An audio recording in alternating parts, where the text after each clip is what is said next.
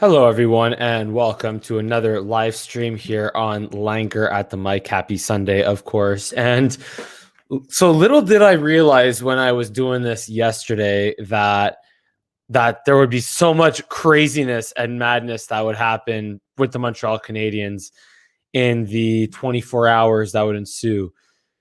Carey Price did not get protected. The protection list obviously came out this morning. And the Montreal Canadiens one is as follows over here. So it is Josh Anderson, Yoel Armia. They went with Armia, Evans, Gallagher, Kotkaniemi, Lehkonen, Toffoli, Sherratt, Edmondson, Petrie, and Jake Allen. Now, I really actually like that protection list. Interesting exemptions are no Philip Danault, no Jonathan Drouin, obviously, no Carey Price, and no Shea Weber. We knew about Shea Weber from earlier this week, but Carey Price is just really, I think it's honestly this might sound like a lot, you might not agree with this, but I honestly, this was the right decision and I fully support it. I fully agree with it. I know, look, Carey Price right over here. I got a good old poster of Carey right here. I wore my 2007 Carey Price t-shirt all playoffs long this spring. But at the same time, yeah, like Carey Price is my favorite goalie since I was 12 years old in 2007. Yeah, 2008.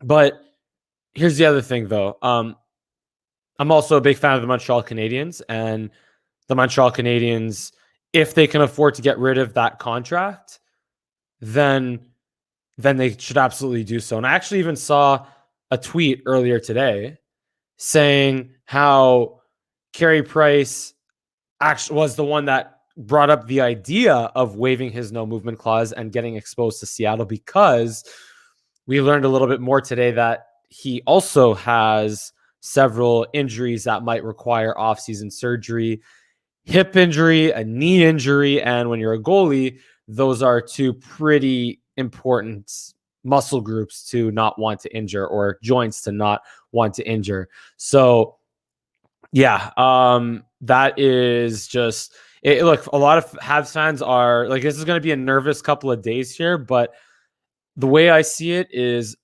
it's a win-win situation, because Carey Price is either like the Habs will possibly get rid of both the Carey Price and Shea Weber contracts. Not overly likely, I should say, because there are a lot of really good players available for the Seattle Kraken. like I said yesterday, Tarasenko, who like Drieger in nets, Holtby, of course, but then guys like Johansson, Duchesne. I mean, I know they have bad contracts in Nashville there, but yeah, just there's so many good players that are left exposed in the NHL. Jordan Eberle, Josh Bailey, again, guys with bad contracts, even like UFAs, I guess, and Ryan Getzlaf and Adam Henrique. I don't know if he's a UFA, but still PK Subban also. Yeah, just so many big names that are left to be claimed by the Seattle Kraken. So they have options. Basically, they'll have a lot of options, and it's not a guarantee that they're going to take Paul Byron or Carey Price or Shea Weber onto the Seattle Kraken. So again, if they do, though, well, then the Habs, they can get rid of those contracts that they're on the books for the next 5-6 years. But if Seattle does not take Carey Price or Shea Weber, well, do what Tampa did, LTIR. I mean, I know I talked about it a lot. I might have complained about it once or twice on my Langer, my post-game shows and on Twitter a little bit. But at the same time, I'm not going to use that as an excuse. And I never did use that as an excuse for why the Tampa Bay Lightning won the Stanley Cup. So yeah, just they were the better team in that series, which is why they won in 5 games. That's why they made it all the way there. And that's why they repeat as back-to-back champions.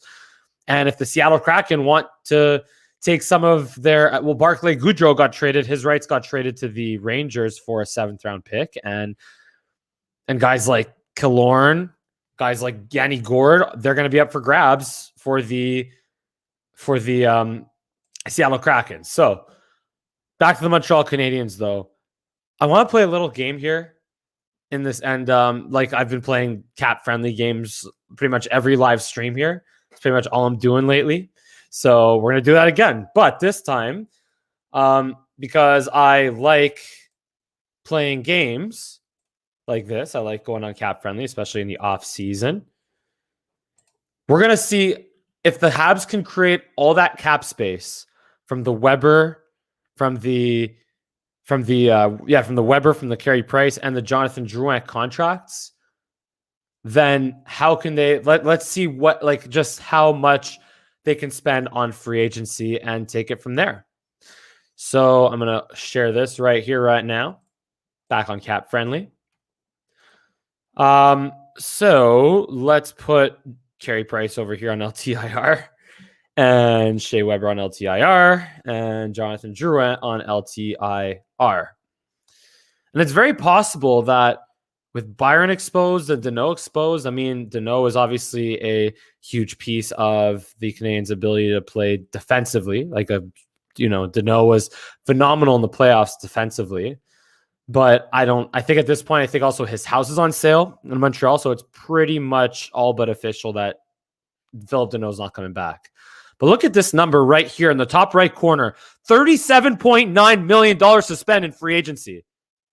$37.9 million in free agency. So I'm going to see if I can make the Habs remain a contender by spending that $37.9 million in free agency if I can. And maybe we'll take your comments after and see what you guys think. So, first things first, Carey Price, Shea Weber, got to find a goaltender. Oh, actually, back up a sec. First things first, sign Corey Perry. I'm getting convinced with Corey Perry that maybe he could settle for like a $1.5 million contract. It's like a 2-year, $3 million deal. So $1.5 million cap hit. So let's give that to Corey Perry. There we go. Let's sign Kotkaniemi. Now, they did protect Lehkonen, right? They protected Lehkonen, right? I read that before, right? I think. I'm looking at Eric Engels there. Yeah, just confirming. I'll look it up real quick. Yeah, they protected Lehkonen. Okay, good. Yeah, shout out Eric Engels and all other and Arpon Bazu and all the Habs beat reporters that were on top of all the news in the last couple of days. But so RFA. So I said Kotkaniemi. Got to keep Kotkaniemi. And also Ryan Poehling, of course. Let's say 2 years. I'm still going to give Kotkaniemi that $2.4 million cap hit. Slide him in right there. And then I'm going to talk about Poehling. Yeah, Ryan Poehling over here. Slot him in for, let's say, 1.25 is a good number for Ryan Poehling. There we go. Bring him in over here. And then what we're going to do is now we're going to start having fun in terms of how do we. So that's $32 million of cap space that the Habs would have right now. If Kotkaniemi signs to 2.4, Poehling signs to 1.25, Corey Perry signs to 1.5. Haven't done Lehkonen yet, and I'm going to get to that later because I'm going to see if I can sign more important free agents before I get to signing Lehkonen. So, and it's also possible that Brett Kulak might get claimed in the expansion draft, but there are still, again, a lot of good defensemen that will be available to the Seattle Kraken. But anyway, okay, so let's start at goaltenders. So, signing UFA goaltenders. Who do we have that we can sign? So this could get awkward because if Tuukka Rask and Freddie Anderson don't stay in Boston and Toronto respectively, that could be a realistic potential option for the Canadiens to sign one of them, your rival goaltenders. Leave that in the comment section as to whether you think Tuukka Rask or Freddie Anderson should maybe be signed by the Montreal Canadiens in free agency, even though they are former Boston Bruins and Toronto Maple Leafs. But if we don't go that route, one of my favorite options is honestly Peter Mrazek. I like Peter Mrazek just because he's like that. I feel like he's like that perfect guy that you wouldn't have to commit too much term to. Maybe money wise, yes, but he's like might not be a high end starting goaltender, but he's also like he's better than just a backup goaltender. and he's played quite some time in this league. I think he started with Detroit in like 2011, 2012, if I'm not mistaken.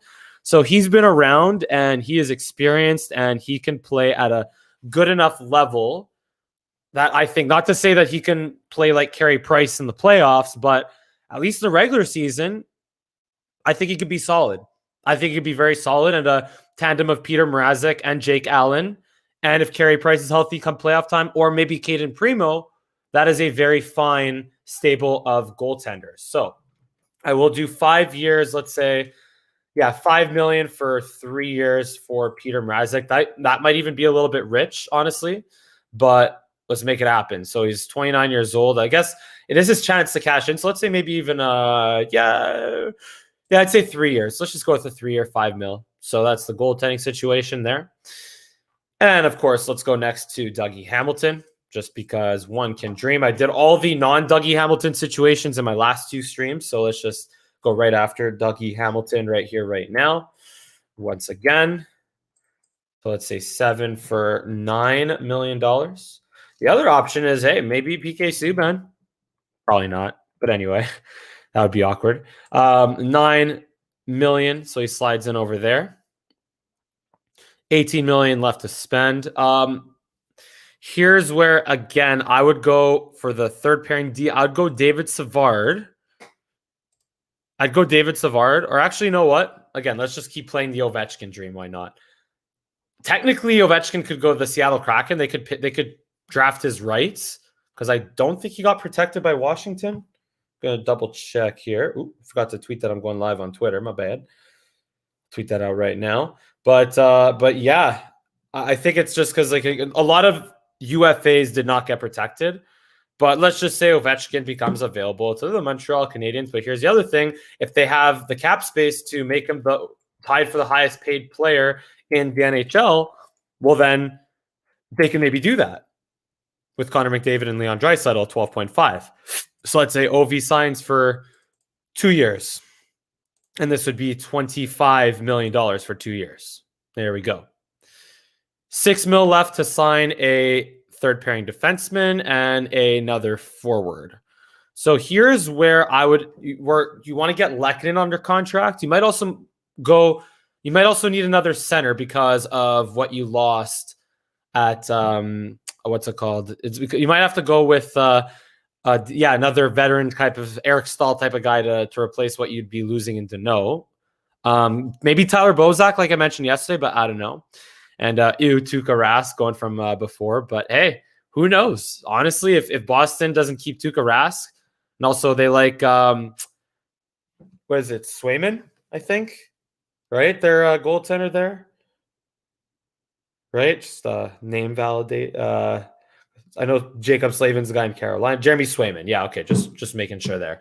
So they might just keep Swayman and not sign Tuukka. So it could be an option for the Montreal Canadiens in the intermediate term if Carey Price is going to be on LTIR pretty much every year. But anyway, so going back to our roster here. So here's where, again, with the 6.2 mil that is remaining, here's where you might have to go with a cheaper right-handed defenseman option, because you're going to start getting pushed up against the cap for Lehkonen and for another forward and for potentially a center.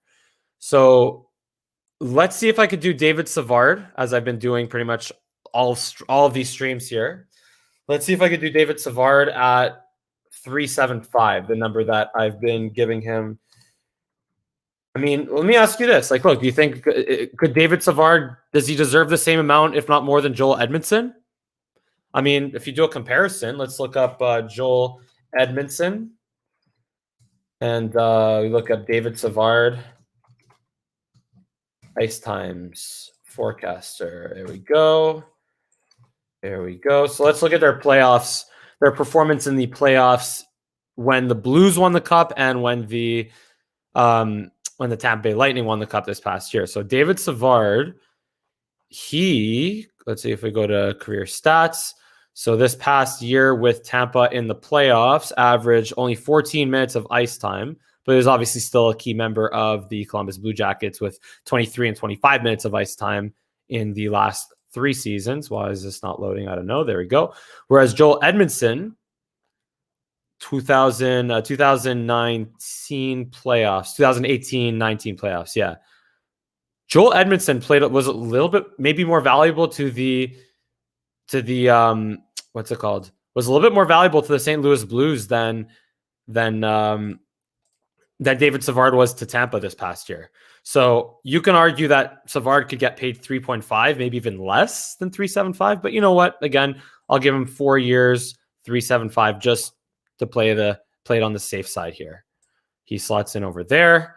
So here's where Habs have $2 million left to spend in free agency. They'd have $2 million left to spend.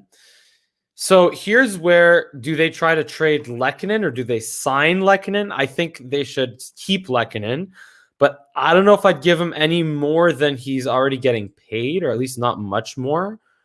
I would say like 2.5 tops for Lehkonen, just because he's turning on a little bit towards the end of the season, but you don't want to get him stuck with a Paul Byron type of contract either, where it's like $3.4 million for a guy who, you know, barely scores. What is it? 10 goals. Let's look up Lecky's numbers right here. He had like he got hot around the end of the season. Yeah, 7 goals in 47 games this past year.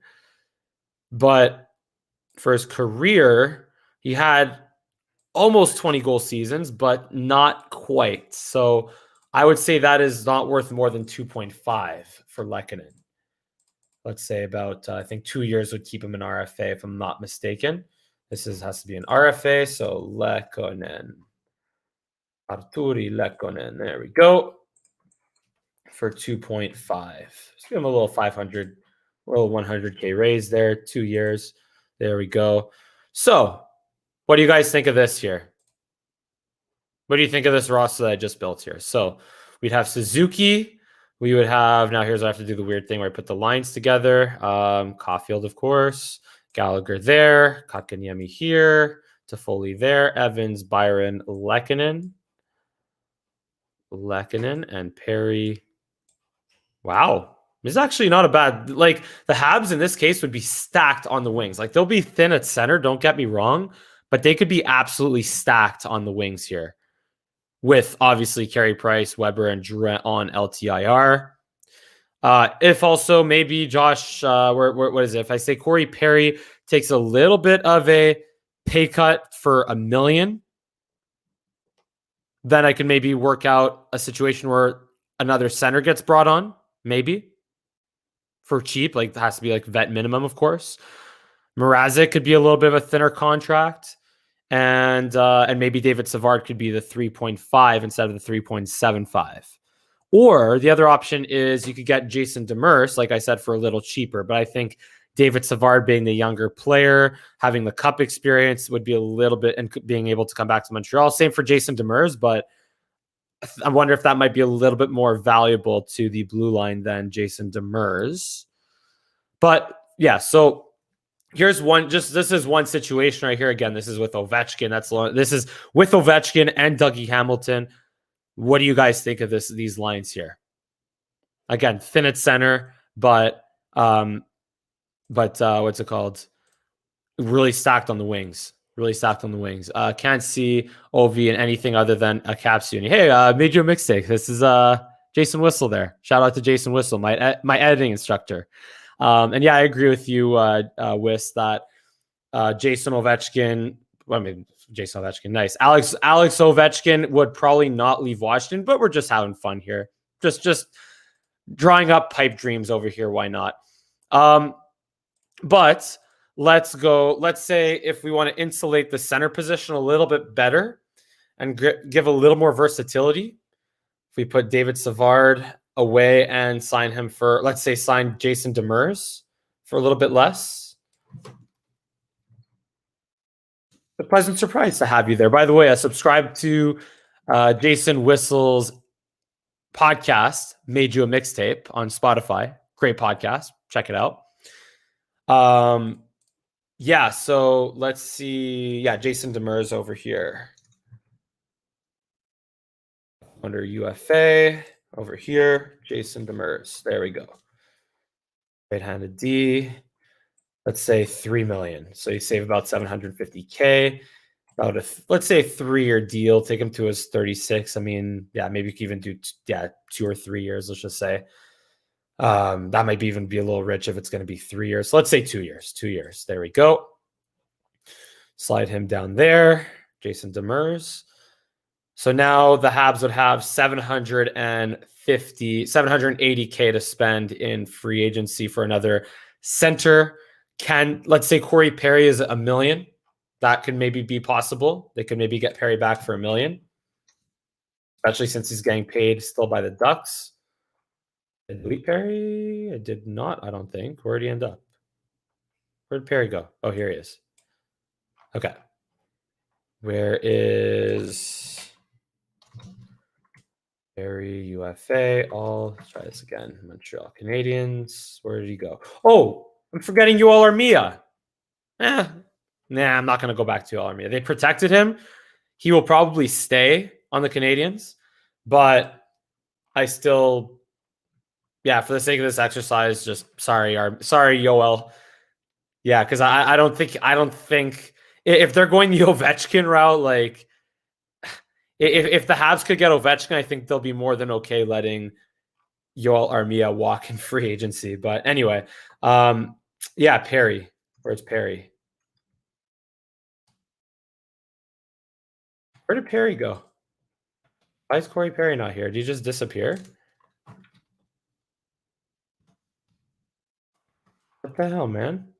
Where did Corey Perry end up? I deleted the signed player. That's so weird. Anyway. Or Seattle takes Spezza in the draft, trades him to the Habs. But Spezza is not that. I would say Spezza is retiring in that situation there, Wis, because if Spezza leaves Toronto, he is not. He's retiring. Like he's basically going to force retirement on whoever tries to sign him or claim him. He's under contract for like the next year or two. But yeah, I'm pretty sure that when he was put on waivers, it was because if he got claimed by another team, he would force retirement on them. So I don't think Spezza is leaving Toronto. But what am I saying? Perry. Yeah, so let's get Perry here. Okay, now he's back here. There we go. Let's say $1 million for 2 years. And I was saying, like I said last time, maybe Tyler Bozak could be had for cheap. Let's look at Tyler Bozak. Maybe for like 2. Is there room for 2? No, not really. So you got to like really, really go down the list of maybe get Eric Staal back. Maybe get Eric Staal back. I mean, let's see what free agent centers are out here at this point. Getzlaf is probably not an option. Stastny probably going to be too expensive. Derek Stepan coming off an injury. Maybe Marcus Johansson, good veteran guy. I think it was Matthew Perreault also that was there somewhere. Is that possible? I see Matthew Perreault is available. Mathieu. I don't think so. An RFA, maybe? I don't know. Anyway. But yeah, Marcus Johansson, that could be a good option. For cheap, obviously. Philip Hula is a little washed and old, so I wouldn't go that route. Experienced, but washed and old. Paquette will get more than 1.6 mil. I think he's more of a winger anyway. Just not who could be a good option for dirt cheap here at center. Shouldn't stress too much about. I mean, here's the other thing is maybe you could call someone up from Laval at this point. But like the Habs in this case would already be pretty much set at center with Paling, Evans, Suzuki, and Kotkaniemi. It's just a matter of insulating it a little bit more. I mean, heck, maybe, you know what? I mean, look, I don't know if Bozak would take 1.25 at this stage of his career. Maybe. I don't know. Just stressing a lot about it. About the fourth line center position. But it would be important because you lose Danault's face-off abilities. Gabriel Dumont's there somehow. I'll get to comments in a second here. Maybe Anisimov? Nah, he's gonna be worth more than dirt cheap. Backus is gone. Pretty much retired, I think. Darren Helm is probably, yeah. Kazikis is not, yeah, just I don't know. Let's just plug in Valtteri Filppula. Why not? Or even, you know what? Eric Staal. Maybe even Eric Staal. Eric Haula is a free agent. Interesting. That could be decent. Or Thomas Nosek. I think he'll be in line for a raise over 1.25 mil. You know what? Let's do it. Thomas Nosek, 1.25 mil. And he's, let's say, for 2 years and there. And that's it. That's what we got here. That's what we got in terms of center depth now, or center. What am I saying? Veteran and experience at center compared to Suzuki, Kotkaniemi, Evans, and Paling.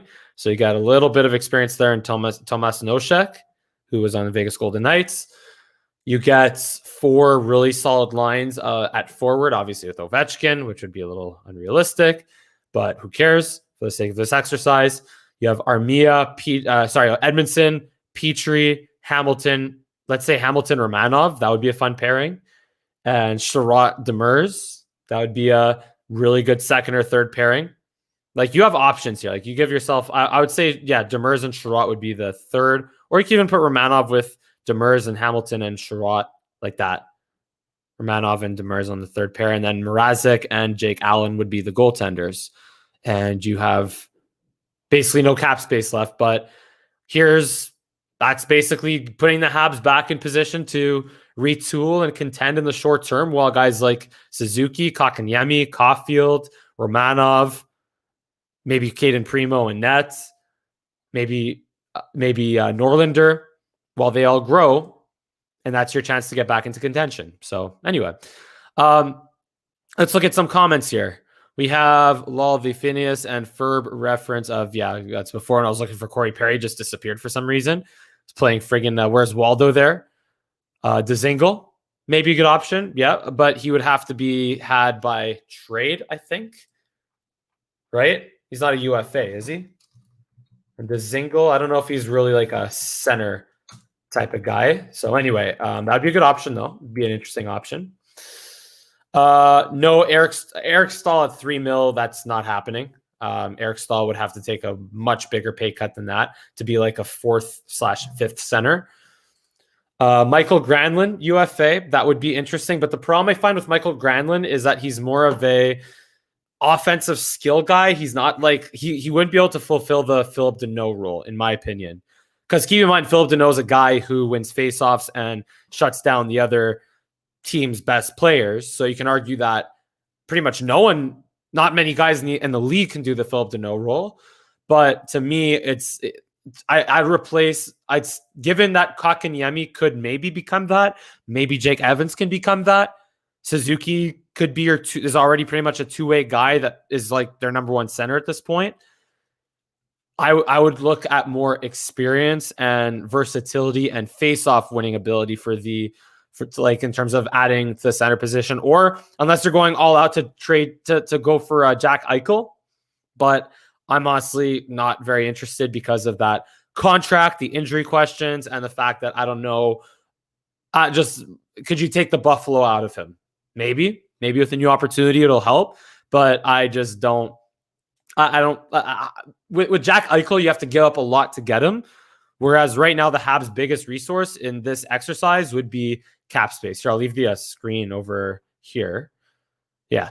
So the Habs, if they have all the cap space savings from Weber and Price on LTIR, well, they got to use it. Galchenyuk? I don't think so, Wiss. Sorry. No, I'm not going with Galchenyuk. He's been look, I think he really found his place in Toronto, and I hope for the guy that he stays there and succeeds, not against the Montreal Canadiens, but whatever. Just so much talent, just no hockey IQ whatsoever. Chucky would be a good on fourth line. Again, just defense problems exactly. And Evans did a good job shutting down McDavid at the end of the season. Yeah, look, that's what I'm saying. Jake Evans, Kotkaniemi, those are guys that I'd look to be like, hey, now you guys have to split the duty of the Philip Danault responsibility. And Kotkaniemi, I think, did a pretty good job of it in the playoffs. Evans has done a really good job of it as well. Just the only thing with Evans is the concussion in history.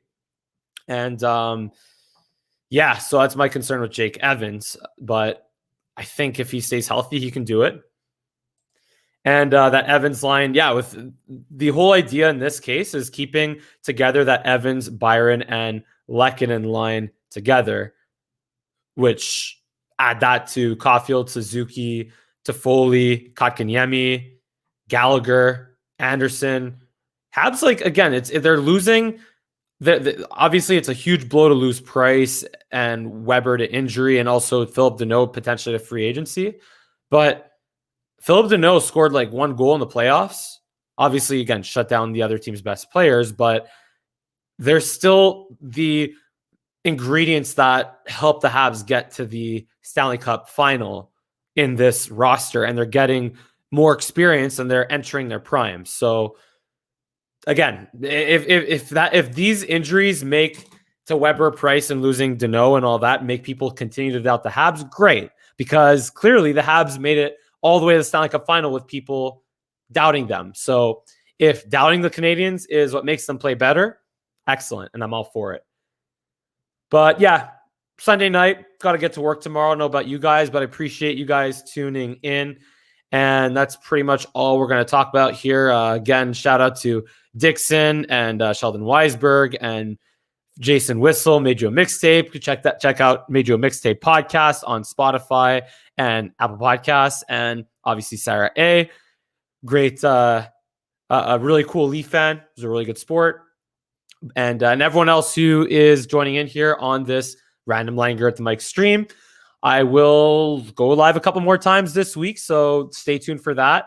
Might have a couple guests on the show as well. With I'll just leave it at that. I'm gonna have some guests this week, hopefully on the show. And as usual, if you enjoy my commentary and if you want to see Alex Ovechkin become a Montreal Canadian some way, somehow, maybe, probably not, give me a big thumbs up on this video, subscribe to my channel, give me a follow on Instagram, Twitter, and TikTok at Mike Langer for all 3. And as usual, thank you for tuning in to this random Langer at the Mic stream, and I look forward to seeing you again.